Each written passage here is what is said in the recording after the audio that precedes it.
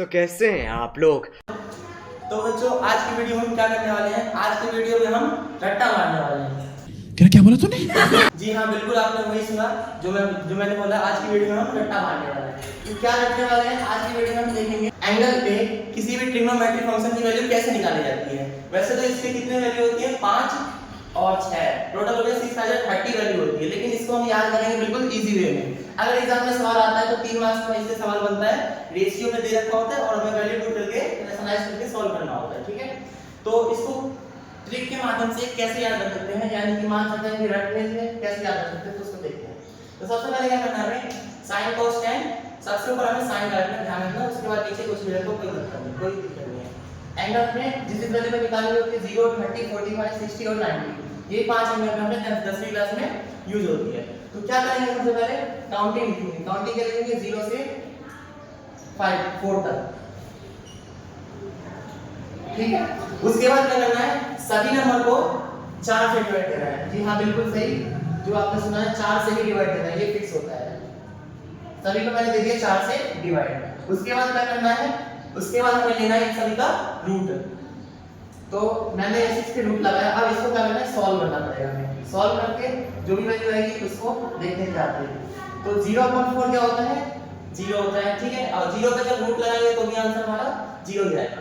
और ये वैल्यू आ जाएगी कहां पे, साइन के आसपास, साइन के पास में। ठीक है, मतलब पहली वैल्यू जो सॉल्व करा 0.4 यानी कि 0, और 0 पे रूट लगाएंगे तो भी आंसर हमारा 0 आएगा। तो वो वैल्यू होती है इसकी साइन की। ठीक है, 1/4 इसको सॉल्व करेंगे तो क्या आएगा, 1/4 में 2। ठीक है, ये वैल्यू किसकी होती है, sin 30 की। ठीक है, 2/4 अगर कैंसिल करेंगे तो 1/4 में 2 आएगा, और इस पे रूट लगा होगा तो यानी कि 1 का रूट 1 ही होता है, 2 का रूट क्या होता है, √2। तो 1/2 ये वैल्यू आ गई हमारी 45 पे sin की। ठीक है, 3 का रूट होता है हमारा √3, और 4 का रूट क्या होता है हमारा 2 होता है। ठीक है, तो 60 में वैल्यू आ गई हमारी √3/2। अब 4/4 काट के 1 आ जाएगा, लेकिन रूट लगा हुआ है तो 1 का रूट क्या होता है, 1 ही होता है। ये होगी हमारी 90 वैल्यू, यानी कि जो भी वैल्यू को सॉल्व करने के बाद आएगी वो हमारी किसकी वैल्यू होगी, sin की। जी हां, बिल्कुल सही सुना आपने, वो वैल्यू हमारी होगी sin की। अब sin के फंक्शन का वैल्यू निकालने के बाद सभी वैल्यू हम इजीली निकाल सकते हैं। कैसे, sin का इक्वल्स क्या होता है, cosec। आपको पता होगा sin थीटा इक्वल्स टू होता है 1/cosec थीटा। ठीक है, तो sin का इन्वर्स होता है cosec, यानी ये यहां पे जो वैल्यू होगी उसका इन्वर्स यहां पे लिखा जाएगा। अब 0 है, 0 का इन्वर्स क्या होगा, 1/0, जो कि नॉट डिफाइन होता है। 0 जब भी डिनोमिनेटर में आ जाए तो वो नॉट डिफाइन होता है। ठीक है, तो cosec थीटा हमारा हो गया नॉट डिफाइन। अब 1/2 का इन्वर्स क्या होगा, 2 होगा। 1/√2 का इन्वर्स क्या होगा, √2 होगा। इन्वर्स मतलब डिनोमिनेटर को न्यूमरेटर में, न्यूमरेटर को डिनोमिनेटर में चेंज कर देना। ठीक है, √3/2 का इन्वर्स क्या होगा, 2/√3।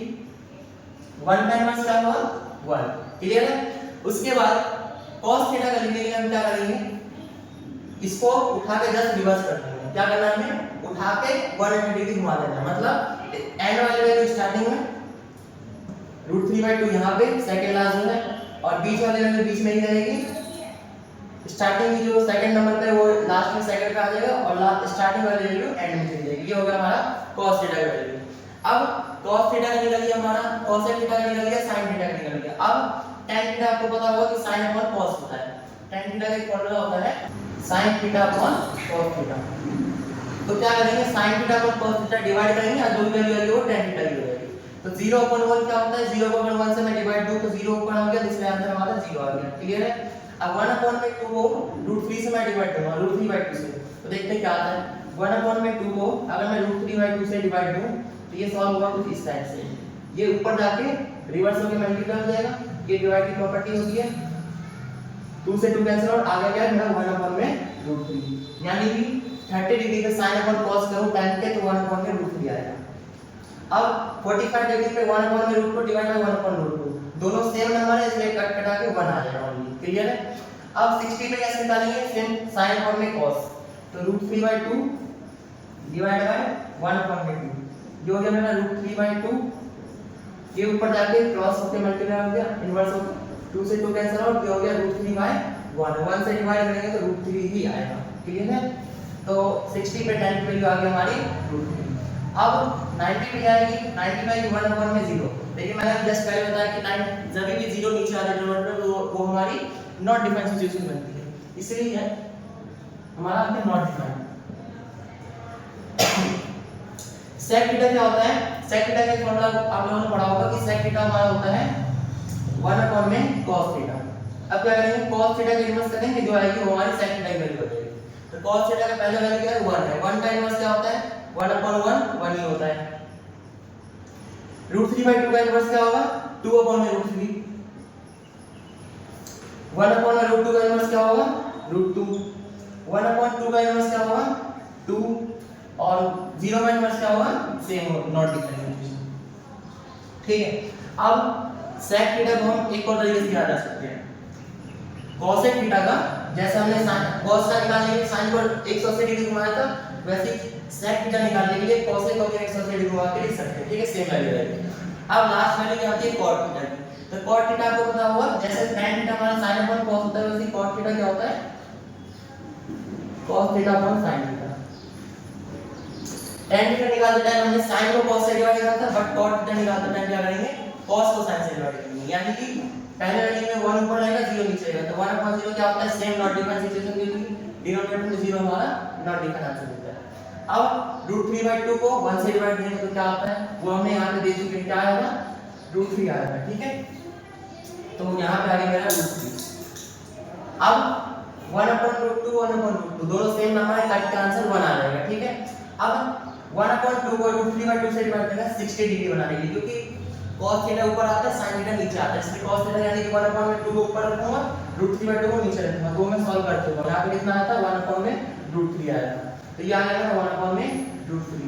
उसके बाद cos अपन sin यानी कि 0/1 करेंगे। 90 का निकालने के लिए 0/1 कितना होता है? 0 होता है। जी हां, बिल्कुल 0/1 कितना होता है?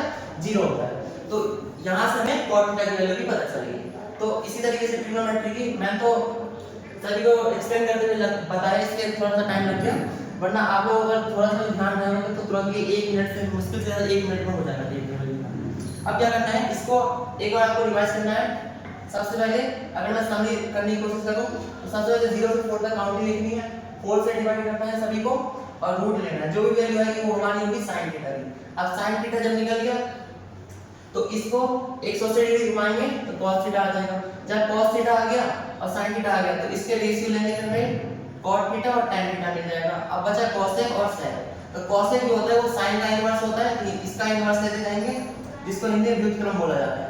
और sec थीटा जो होता है वो cos का इनवर्स होता है, यानी कि अब sec थीटा निकाल देना है, cos का इनवर्स ले लेंगे। ठीक है, तो उससे हमारी छह की ट्रिग्नोमेट्री वैल्यू 5वें नंबर पे आ जाएगी। ठीक है, तो ये 30 वैल्यू आ जाने का तरीका आप 1 मिनट में भी, मतलब एग्जाम में आता है तो 1 मिनट में हम निकाल के कर सकते हैं इसको, अगर कॉन्सेप्ट पता है तो। ठीक है, तो आई होप ये आपको समझ आया होगा। अगर आपको कुछ भी इसमें डाउट है तो आप कमेंट सेक्शन में हमसे पूछ सकते हैं। बाकी all the best for your preparation. Thank you so much. अब तुम लोग गलती से अगर नए हो तो सब्सक्राइब करो, वो जो लाल वाला बटन है उस पर अपने जीजा जी फेंक के मारो या फूफा जी, मुझे नहीं पता, बस क्लिक हो जाना चाहिए।